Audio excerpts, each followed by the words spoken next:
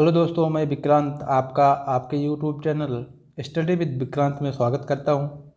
और दोस्तों, हमने प्राचीन इतिहास में बौद्ध धर्म तक पढ़ा दिया है और इसके पहले हमने वैदिक काल पढ़ाया। वैदिक काल के बाद जैन धर्म के बाद बौद्ध धर्म।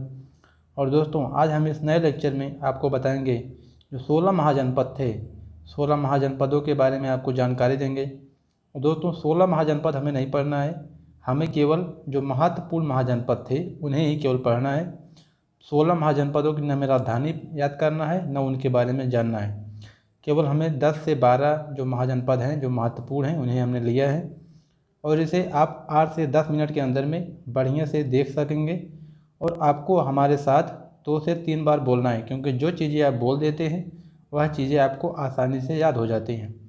आप इसे मेरे साथ कम से कम 2 से 3 बार मन में या तेज़ी बोलें, जिससे आपको याद हो जाए। आपको रटने की ज़रूरत नहीं है, बस केवल आपको 2 से 3 बार हमारे साथ बोलना है।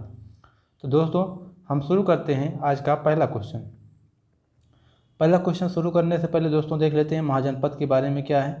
तो 16 महाजनपद हैं और दोस्तों अंगुत्तर निकाय और भगवती सूत्र। अंगुत्तर निकाय जो है बौद्ध साहित्य है तथा भगवती सूत्र जैन साहित्य में 16 महाजनपद की जानकारी मिलती है। दोस्तों, अंगुत्तर निकाय तथा बौद्ध साहित्य में भगवती सूत्र जैन साहित्य में 16 महाजनपद की जानकारी मिलती है, जिसके आधार पर हम 16 महाजनपदों को देखते हैं। दोस्तों, इसमें पहला जो महाजनपद है इम्पोर्टेंट वह काशी है। इसे हम देख लेते हैं। दोस्तों, वर्तमान में वाराणसी एवं उसके सीमावर्ती क्षेत्र में तथा इसकी राजधानी वाराणसी थी, जो वरुणा एवं 80 नदियों के बीच में थी।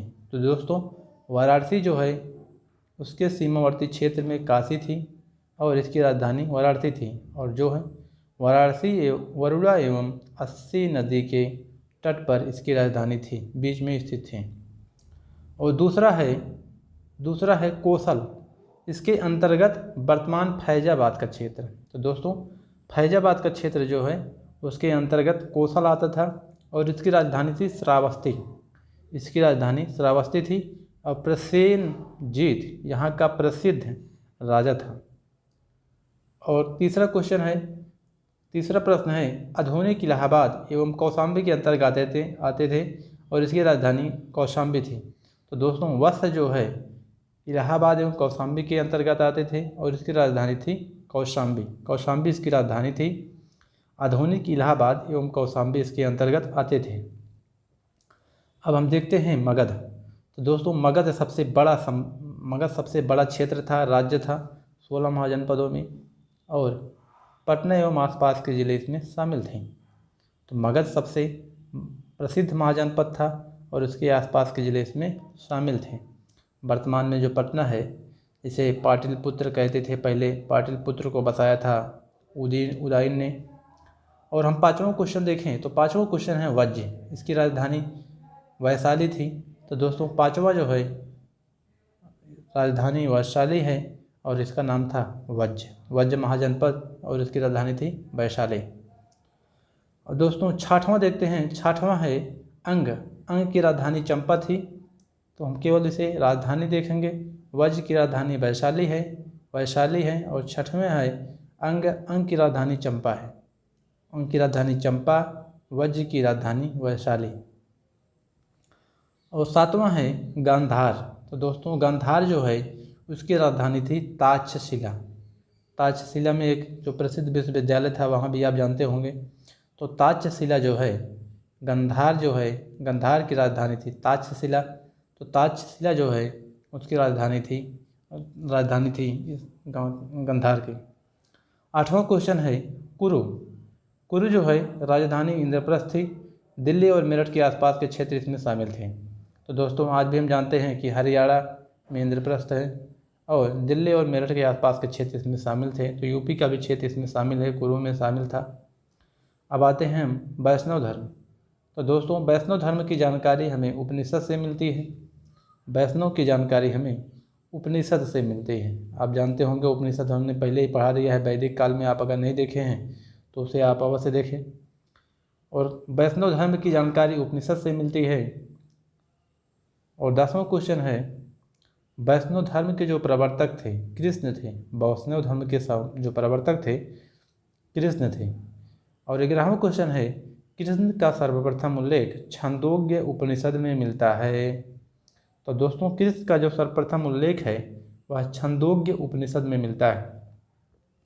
तो छंदोग्य उपनिषद में कृष्ण का सर्वप्रथम उल्लेख मिलता है।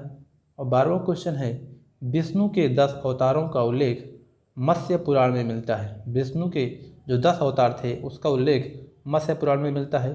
दोस्तों इसे अवश्य याद रखें क्योंकि यह परीक्षाओं में पूछा गया है कि मत्स्य पुराण में कितने अवतारों का उल्लेख है। विष्णु के 10 अवतारों का उल्लेख है। 10 अवतारों का उल्लेख कहाँ मिलता है? मत्स्य पुराण में मिलता है। मत्स्य पुराण जो है दोस्तों बहुत ही इम्पोर्टेंट पुराण है। और हम 13वां देखते हैं। 13वां है, अंकोर वाट का मंदिर कंबोडिया में स्थित है, जिसे राजा सूर्यवर्मा II ने बनवाया था। यह मंदिर हिंदू धर्म से संबंधित है। और दोस्तों अंकोर वाट का मंदिर कंबोडिया में स्थित है और जिसे राजा सूर्यवर्मा ने लगभग 1100 ईस्वी में बनवाया था। और यह मंदिर हिंदू धर्म से संबंधित है। दोस्तों इसे कई बार पूछा गया है कि अंकोर वाट मंदिर कहाँ है, तो आपका क्वेश्चन आंसर होगा अंकोर वाट मंदिर कंबोडिया में है। और अंकोर वाट को मंदिर किसने बनवाया है? तो सूर्यवर्मा ने बनवाया है। सूर्यवर्मा II ने बनवाया है। यह मंदिर किस धर्म से संबंधित है? तो दोस्तों हिंदू धर्म से संबंधित है, जैन धर्म से और बौद्ध धर्म से संबंधित नहीं है। इसे आपको याद रखना है क्योंकि दोस्तों यही बार बार परीक्षाओं में पूछकर आपको फंसा देते हैं कि अंकोर वाट मंदिर का संबंध किससे है। तो अंकोर वाट का मंदिर का संबंध हिंदू धर्म से है, ना कि जैन धर्म और बौद्ध धर्म से। और कंबोडिया में स्थित है और सूर्यवर्मा II ने इसे बनवाया था। तो दोस्तों इस प्रकार से इसमें 3 क्वेश्चन निकल कर आता है। मंदिर कंबोडिया में है, राजा सूर्यवर्मा II ने बनवाया था और मंदिर हिंदू धर्म से संबंधित है। और इसमें हम प्रमुख समुदाय और मत देख लेते हैं जो परीक्षाओं में पूछे जाते रहे। वैसे 4-5 किताबों में दिए गए हैं दोस्तों जो समुदाय हैं, लेकिन हम यहाँ पर केवल 2 समुदाय दिए हैं, एक वैष्णव संप्रदाय, एक रुद्र संप्रदाय। और वैष्णव संप्रदाय के जो मत हैं वो विशिष्टता द्वैत है और इसके आचार्य थे राजा रामानुजाचार्य। तो रामानुजा इसके आचार्य थे। और वैष्णव संप्रदाय का जो मत है वह विशिष्टा द्वैत है। और रुद्र संप्रदाय है तो रुद्र संप्रदाय शुद्धाद्वैत है और इसके जो आचार्य हैं वल्लभाचार्य हैं। तो दोस्तों 2 संप्रदाय, एक वैष्णव संप्रदाय और रुद्र संप्रदाय, और इसके हैं विशिष्टाद्वैत और इसके हैं रामानुजाचार्य आचार्य थे और इसके रुद्र संप्रदाय के शुद्धाद्वैत हैं और इसके वल्लभाचार्य आचार्य हैं। तो दोस्तों इस प्रकार से आज का लेक्चर समाप्त होता है। और दोस्तों आप इसे 2 से 3 बार बोलेंगे तो आपको पूरा का पूरा याद हो जाएगा। आपको रटने की ज़रूरत नहीं है, केवल राजधानी आपको 2 से 3 बार से अधिक भी देखना पड़ सकता है। और बाकी आप 2 से 3 बार इसे देख लेंगे तो आपको चीज़ें पूरा याद हो जाएंगी, आपको रटने की ज़रूरत नहीं है। बस दोस्तों आज के लिए इतना ही। वीडियो देखने के लिए धन्यवाद दोस्तों। वीडियो देखने के लिए धन्यवाद।